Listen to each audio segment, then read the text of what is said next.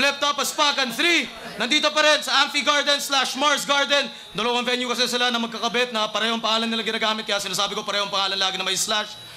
Aspacan 3 laban. Bagong Central Luzon para sa inyo. Angeles Pampanga mag-iay para sa pangatlo laban ng gabi. Mga bagong pasok sa Central Luzon Division. Nakita niyo na yung tryouts. Dito, katulad na sinabi ko sa prediction, dito niyo makikita yung mga bagong sinyo o mga susunod na sinyo. Sa kanan ko, galing pa Marivelas, Bataan, para sa inyo. Mag-ingay para kay Poison 13. Ito na ang paniningil sa lahat ng utang nila upang ipalasap ko ang unang bira. Putang ina, kulang sila aking susumahin ang aking kapasidad. Di mapipigilan, ituring nyo tong kalamidad. Sa kaliwa naman, Cabanatuan City, Nueva Ecija represent. Mag-ingay para kay Rentaw.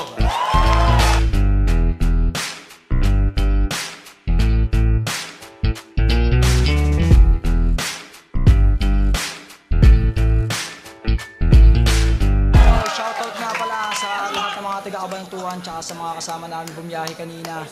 Tapos kay paring Oman Lopez, Roan Yuson, tsaka kay Julius Mercado, tsaka sa lahat ng mga taga-Saudi, yung mga tito ko doon, tsaka yung tropa ko si Gian Gonzalez. Go, go! Shoutout sa lahat ng tuloy-tuloy na galawan pa rin sa Central Luzon. Basta ganyan, tuloy-tuloy pa rin. Shoutout kay Lil P. Nanalo si Rentaw ng Coitos. Pinili niya mauna si Poison 13. Aspacan 3. Pakinggan natin unang barat kay Poison 13. Oh. Yo! Kababayan ko si Tipsy D, pero ibahin niyo ako sa kanila. Mawalang galang sa kanya. Oo, talino ang kanyang kasangkapang atang-atang samanta lang sa akin karanasan, lakas at tapang lamang sapat na. Di ako nasisindak sa mga barang parang lamang-lamang sa amba. Yabang-yabang pag sa akin ka nagpaharang-harang sa pakka.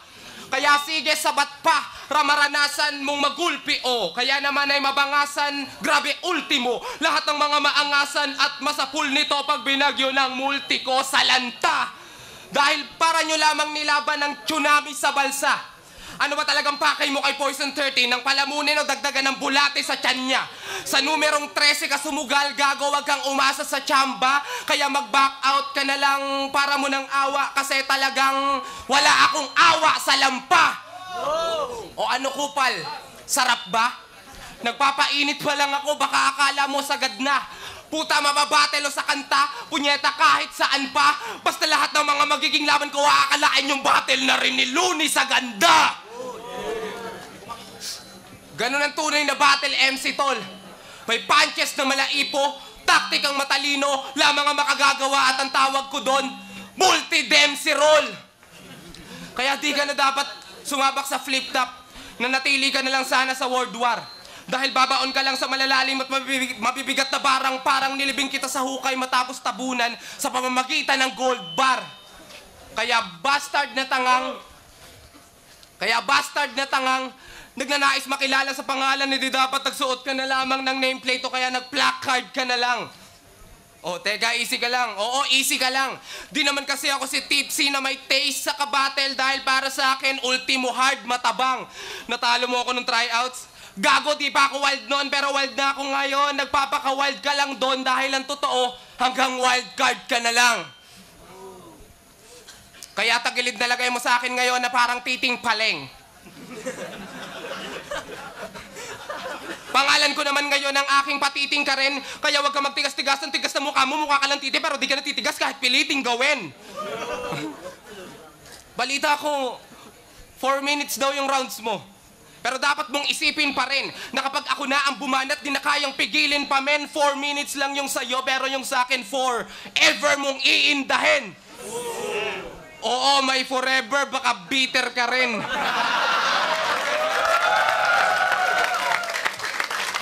O bakit, Pips? Di rin kayo naniniwala sa forever? Wala daw forever. Eh mga bobo naman pala to. Walang forever? Meron! Meron? Huwag nyo nga akong ginagawang tanga to. Anong gusto nyo palabasin? Tanga lang? Talaga to? Kung ganun alam na ibig sabihin nun, lahat kayo ang tatanga mo!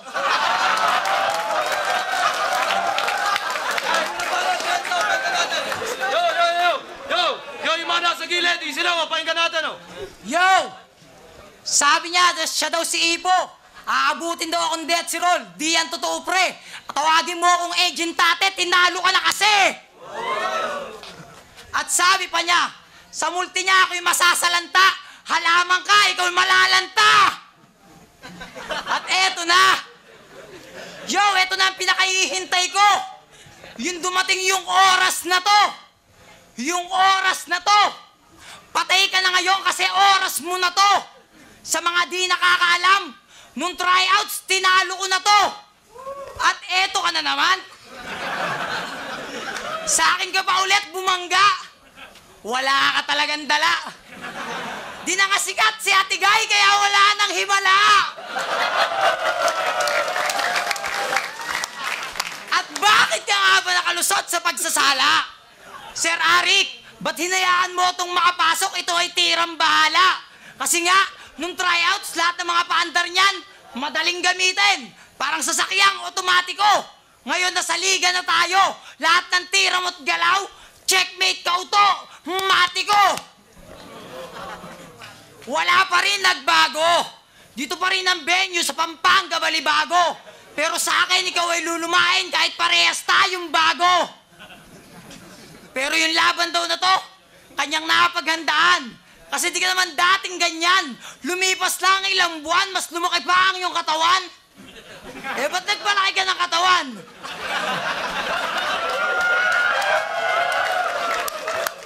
Di naman wrestling yung laban.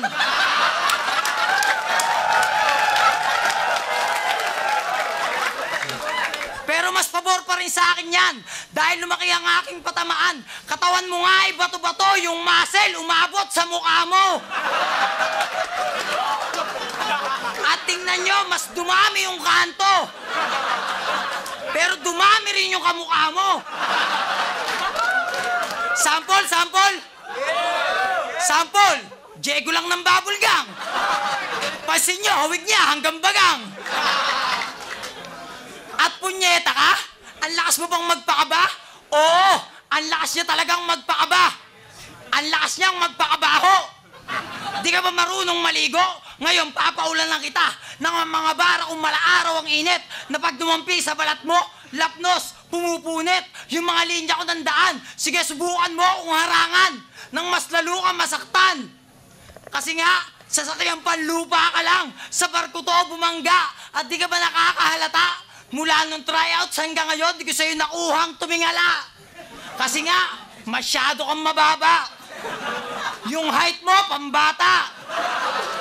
Ganyan din sa height mo, yung lines mo, mababa, pambata.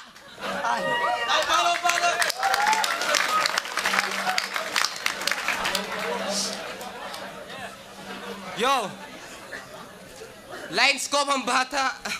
Pasensya, ang late ko. Pero proud ako sa aking pagiging pandak. Pero sa mata ng hurado, pag ako dumakdak, yung score, iiwanan kitang tambak. Dahil, ibang klase ako sumungga, bakala mo toro. Sinasakmal ko ng todo para walang lusot kahit dayain yung boto. Parang si Marlon pero Ramas pero malas mo dahil ako ay mas maangas, mas matalas pa sa bolo. At oo, wala akong modo. Pinapatunayan ko lang na hindi lahat ng rapper sa amin ay gaya-gaya kay Tipsy, mga bobo. Kaya ibahin mo ako sa kanila na nakaranas lang ng battle, mga barubal na. Samantalang pag sila yung lumalaban, nga, napakatumal pa. Pero di ako ganon dahil kaya kong mapaatungal ka, kaya galingan mo, baka kapumalya. Alam nyo ba na bukod sa pagiging tricycle driver nito ay isa rin siyang addict.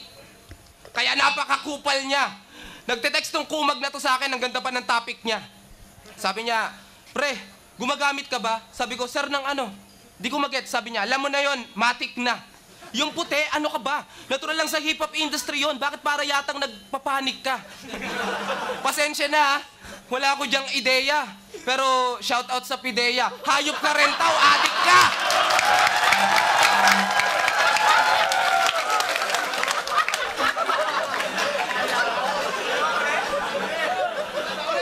Yo.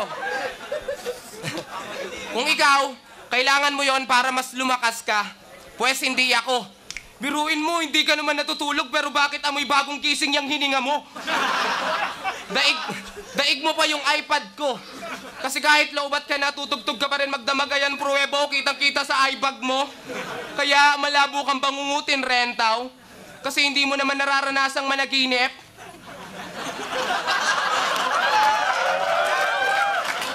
Nakapikit ka lang pero ang tanong, tulog ba?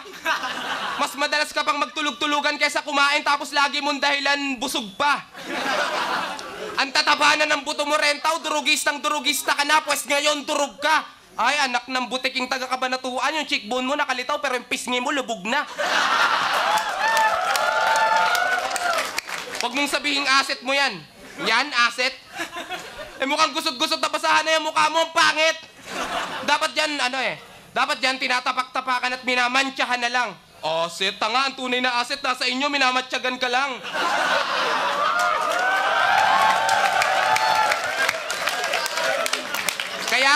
Kaya pag pinush mo pa yan, magiging pulpul ka lang lalo. Sige ka, ikaw din, baka mabadshot ka. Di mo na gets? Ibig kong sabihin, pag naging tulak ka, baka bumata ka lang ng bumatak hanggang sa mabankrupt ka. Kaya baba! Sabi ko, bumaba ka! Ba't di ka makababa? Di ba yun yung gustong-gusto mo? Di kang puta, di yun yung pinupunto ko. Pinapababa kita sa dahilang di ito ang 40 mo at wala kang karapatan na sa entabladong to ay tumungtong pa. Nag-rockista ka na lang sana, total rock naman pala yung gusto mong gunggong ka. Time.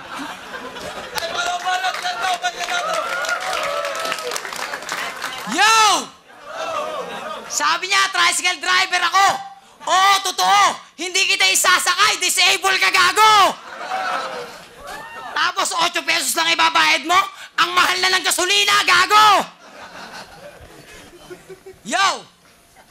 Yung dating niya kanina, nung una, akala ko bago. Nung bumanat ka na, palpak, segunda mano. Yung mga linyang ganito daw, palasak na. Oo, tama. Yung mga linya kong ganito, palasaksak sa kalaban para mabilis matuluyan. Buti nakarating ka dito, natuluyan. At kahit gaanong karaming panalangin ang iyong gawin, hindi ka pagpapalain. Ang ibig ko lang sabihin, lason, masyado kang mababaw, kailangan pang hukayin para lumalim, palahin. At putang ina mo ka, pag sinabi kong bubusugin kita, ang ibig sabihin nun, hindi na kita bubuhayin. Kasi lason sa'yo ang aking ipapakain. Pero si Tracy Lason, matapang, akala mo kung sino. Pero pag nakaramdam ng takot, kung makasigaw, malakas pa sa sirena ng bumbero. Pero ngayon, sunog sa akin tong impacto. At kahit gaanong kalakas ang iyong dalambara, para sa akin walang impacto. At napakagandang buena mano mo sa liga. Ayaw mong napag-uusapan ka, pero mamaya pagbaba, ikaw ang laman ng intriga. Di man sa TV o sa radyo, o kahit na sa dyaryo, may mapapabalitang pinatay galing Balibago nakabalot sa dyaryo. At putang ina mo ka, ano ka ngayon, Tracy Lason? Unti-unti na kitang ibinabaon sa entablado. Subukan mong umahon sa lupa na kita ibabaon ng diretso sa hukay para pirmis ka ng walang ikabuhay. Lantang gulay ang kalalabasan mo pagkatapos ng laban na to. At ngayon, ano ang nasa isip mo? Na sana di mo nalang tinanggap yung hamon niya sa'yo? O sana di mo nalang tinanggap yung hamon niya sa'yo para di mo natikman yung pagkatalong ibibigay ko sa'yo? Kasi putang ina mo, wala kang karapatang manalo. Para lang itong paghahangad mong tumama sa loto, eh paano kang tatama? Di ka naman tumataya, gago! Ay, muling banat! Voice of 13, pakita natin. Makakaranas na kayong makapanood ng labang makabuluhan. Yung tipong manlalamig ka sa takot na parang gininaw hanggang sa manlaki ang uluhan. Di porket kakulay mo yung puwet ng kaldero ay magagawa mo na akong daanin o dayain gamit ang lutuan. Dahil ito ay laban sa pagitan ng durugista at taga-durog. Handa na ba kayong simula ng isang umaatigabong durugan? Pues ituring nyo akong mataderong. Walang ingay trumabaho, kaya ang bawat galaw ay hindi kayang tunugan. Isang mukhang kabayong kulay kalabaw na nagbabaka, sakaling manalo ang mabababoy sa akin at pauuwiin kong duguan. Kaya pasintabi lamang po, Dahil sa aking taga ay maraming maaring madamay sakaling mangatay na ako ng aking kaaway sa harap nyo ng tutukan. Pagbigyan mo kung sigawan ka dahil matapos kitang patayin, dun pa lamang kita pwedeng bulungan. Pero maiba tayo, Rentaw. Nasa na nga pala yung mga pinundar mong gamit pagkatapos mong matapos bayaran ng hulugan? Bakit ba palagi kang tamang hinala tapos ang lakas mong kutuban? Marami din ako nakikitang payat pero grabe namang buto yan. Nakapagtataka lang kasi may kama ka naman pero bakit para yatang wala kang tulugan?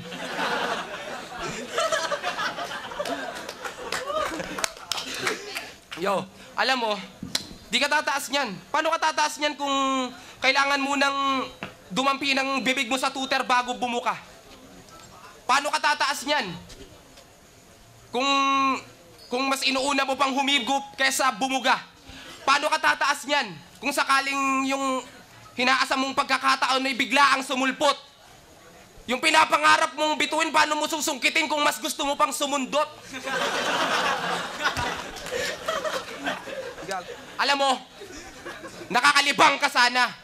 Kaso halatadong adik ka kaya nakakahiyang kasama. O ano, nakakailang na nga ba? Para lang makagawa ka ng mga nakakahibang na bara, halos maya-maya nakakalimang pasada. Paano ka tataas niyan, Rentaw, kung araw-araw nakakailang baba ka? Ha? Bakla ka ba? Bakla ka yata eh. Ba't ang hilig mo mag-tube lagi, tol? Tube? Hilig mo mag-tube lagi, tol? Hilig mo din magpagulong ng bato gabi-gabi. All night, rock and roll! Yo, pero bago ko tapusin to, gusto ko lang sabihin, Central Luzon ang mamamayagpag sa buong Pinas mula North, South, West, and East. Dahil pasado kami sa test and quiz ni Boss Enigma, kaya lahat ng bagong pasok sa division namin, best MCs! Except this. Kaya God, bless him please. Makakapagpahinga ka na, bati na tayo. Ibig ko sabihin, makakapagpahinga ka na, bati na tayo. Rest in peace! Ay, muling banat, Rentaw, pahinga natin, Yo! Yo, nakalipas yung 2 round, nakalimutan ko siya sa inyo ipakilala. Siya nga pala, si Marco Lacson, a.k.a. Tracy Lason. Hashtag, mahilig mag-post sa FB. At ito ang mga natatandaan ko sa kanya mga sinabi. Wala daw siyang masugid na tagahanga. O, ba't mo hindi ka makapaniwala? Gago, kahit sino di sa'yo hahanga. Pag ganyan kakatunganga. At alam na namin lahat na ang malakas lang sa'yo bunganga. Dapat di ikaw si Tracy Lason. Dapat ikaw si Tracy Bunganga. Hoy, di kita ginulat, gago. Ganito na talaga ako kahalimaw pagdating sa entablado. Lumalabas ang aking sungay, Red Bull Barako. At iba pala itong magalit. Mas lalong pumapangit, Max Alvarado. At ako ang bumulag sa mga mata mo. Tawagin mo kung diabetes, April Boy Regino. At ano yung sinasabi mo ikaw ang hari ng Bataan? Tarantado ka ba? Kailan pa naging hari ang Bataan? Ang pagkakaalam ko sa Bataan, utusan. Pag nagkamali ka ng sunod, kutusan. Kakaya namin lahat. Para literal lang lumaki ang ulo mo sa maga, bumigat. Ka naman kahit papano. Alam kong nasa isip mo na kaya mo akong matalo. Kaya lang, papano? Yan ang malaking tanong sa'yo. At yung debut battle natin na to, hindi para sa'yo. At may sinasabi pa to.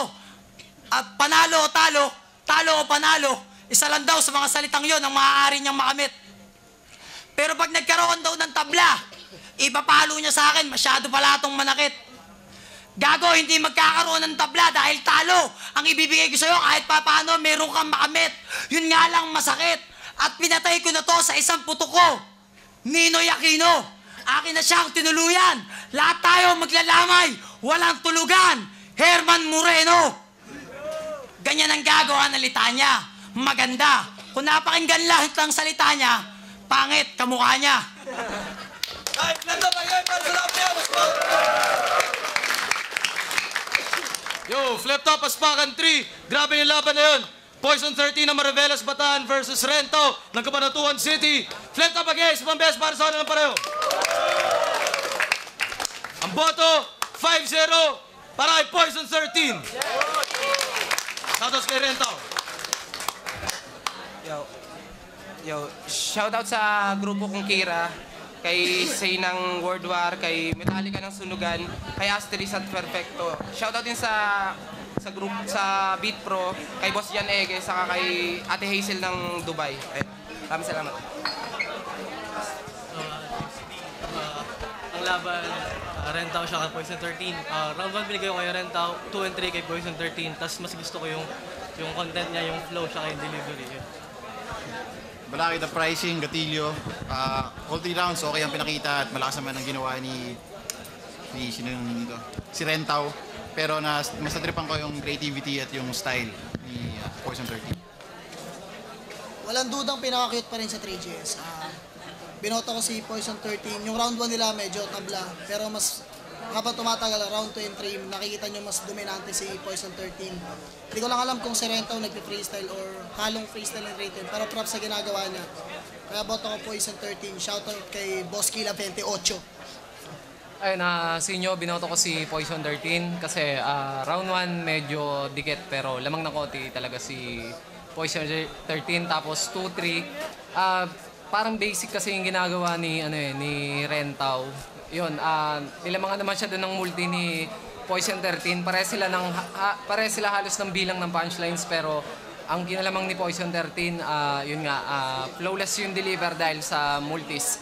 Tapos round 3, yun din yung nangyari. Medyo naging pahina na rin si Rentao.